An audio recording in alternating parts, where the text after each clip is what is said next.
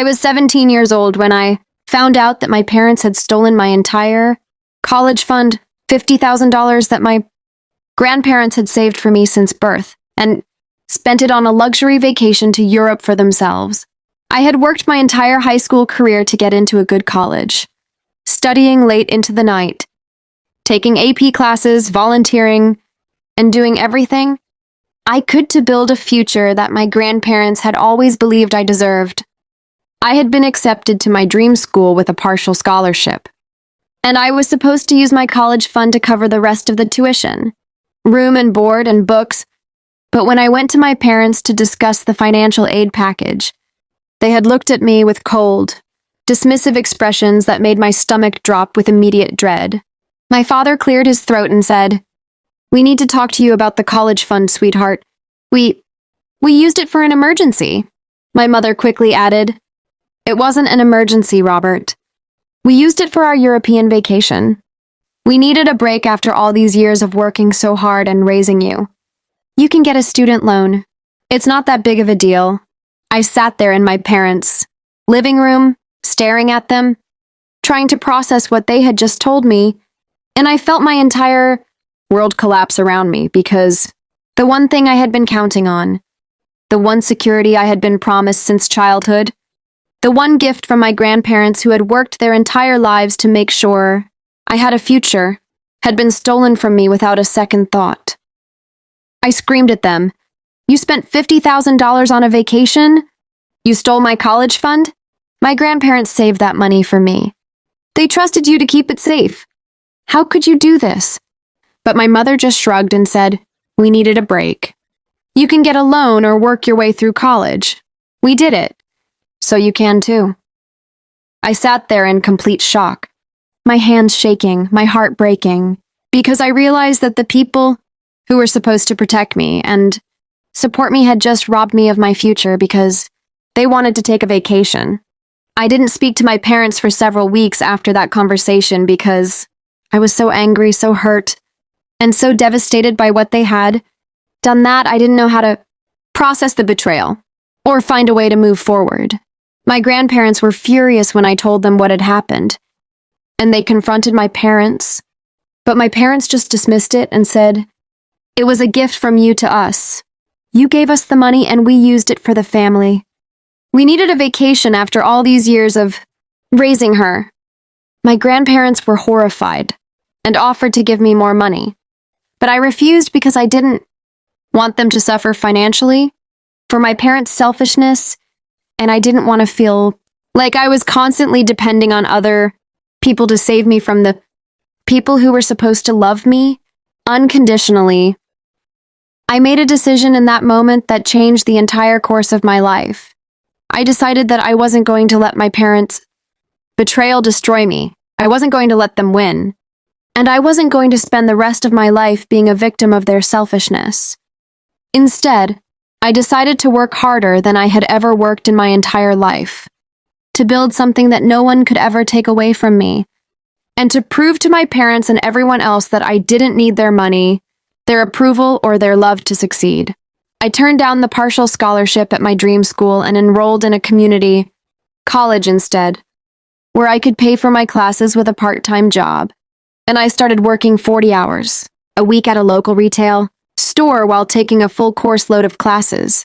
It was exhausting, it was overwhelming, and there were many nights when I wanted to give up because the pressure and the exhaustion and the constant stress of trying to do everything on my own were more than I could handle. But I kept going because I was determined to prove that I didn't need anyone to succeed. Spent the next 5 years working my way through community, college, and then a state university, taking out small loans that I paid off as quickly as I could, working multiple jobs, and spending every spare moment building a business idea that I had been developing in my spare time. I had always been good with computers, and I had taught myself to code in high school, so I started creating a software program that could help small businesses with their inventory, management, and accounting needs. It was a simple idea, but it was something that I was passionate about and something that I believed could actually work if I put in enough time and effort to develop it properly. I built the first version of the software in my tiny apartment, spending nights and weekends coding while my friends were out partying and having fun. And I slowly started sharing it with small business owners who became my first customers. Within 2 years, I had 50 clients, then 100, then 500. And my business started generating more income than I had ever imagined possible. I reinvested every penny back into the business, hiring employees, expanding the software, and building a reputation in my industry that attracted larger and larger clients who were willing to pay top dollar for my product. I kept my success a secret from my parents because I didn't want them to know what I had built or how much money I was making, and I was terrified that they would try to take advantage of me or somehow manipulate me into giving them money after everything they had done to me. By the time I was 25, I had built a company worth over $8 million, with clients all over the world and a team of 20 employees who believed in my vision and worked alongside me to build something truly special. I had bought a beautiful apartment, a nice car, and had a comfortable savings account that would have made my grandparents incredibly proud, but I couldn't share any of it with them because they had passed away before I could show them what I had accomplished. My parents, however, had heard through mutual friends that I had been successful, and they started reaching out to me, leaving voicemails and sending texts, trying to reconnect and pretend like they had always been supportive of me. Then one day they showed up at my apartment unannounced, desperate and distraught, and they told me that my father's retirement fund had been wiped out because of a bad investment, that they had nothing left, and that they were going to lose their home unless I helped them. My mother was crying, my father was begging, and they kept repeating, "Please, Sarah, we're your parents, we need your help, please don't turn your back on us." I sat them down in my living room, poured them a glass of water, and calmly said, "Do you remember what you did with my college fund?" My mother's face went white, and she whispered, "We made a terrible mistake. We were wrong. We know that now. But we're your family, and we need you." Walked into my office, pulled out a copy of the bank statement from 10 years ago that showed the $50,000 they had stolen from me, and I placed it on the coffee table in front of them. I said, "This is the money you stole from me. This is the money my grandparents saved for my education. The money that was supposed to be my future. The money you took because you wanted a vacation. I had to work 3 jobs to get through college.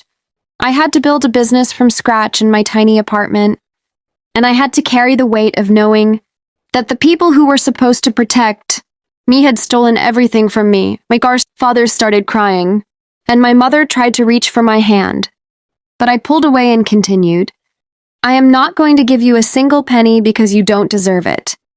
But I am going to offer you a choice. You can take this bank statement. You can walk out of this apartment, and you can figure out your own problems because you are adults who made terrible decisions and now you have to live with the consequences. Or you can apologize sincerely and without excuses, and I will consider helping you, but it won't be with money. It will be with advice and resources to help you find a better way forward." My mother fell to the floor, sobbing and begging for forgiveness, and my father stared at the ground in complete shame. But I didn't give in because I had spent 10 years building a life for myself without their help, and I wasn't about to let them destroy my peace of mind by guilt-tripping me into saving them from their own mistakes. I didn't give my parents a single penny, but I did help them find a financial advisor who could help them manage their remaining assets and create a budget that would allow them to live a modest but comfortable life. My parents eventually apologized to me multiple times over the years, expressing genuine regret for what they had done. But our relationship has never fully healed, because some wounds are too deep and some betrayals are too fundamental to ever be forgotten. I am grateful for what I have achieved, for the life I built from nothing, for the success I earned through my own hard work and determination, and I know that I would never have become the person I am today without the motivation that my parents' betrayal gave me. I have invested in other young entrepreneurs, offering them the support and mentorship that I never had. And I built an educational foundation in my grandparents' name that provides scholarships to students whose families have let them down, just like mine did. My parents and I maintain a polite, distant relationship today. We talk occasionally, but we are not close, and I doubt we ever will be because some bridges are too badly burned to ever be rebuilt. I often reflect on my journey and realize that while my parents' actions were deeply hurtful, they ultimately gave me the greatest gift they could have given me: the knowledge that I am capable of achieving anything on my own, without their help, without their approval, and without their love.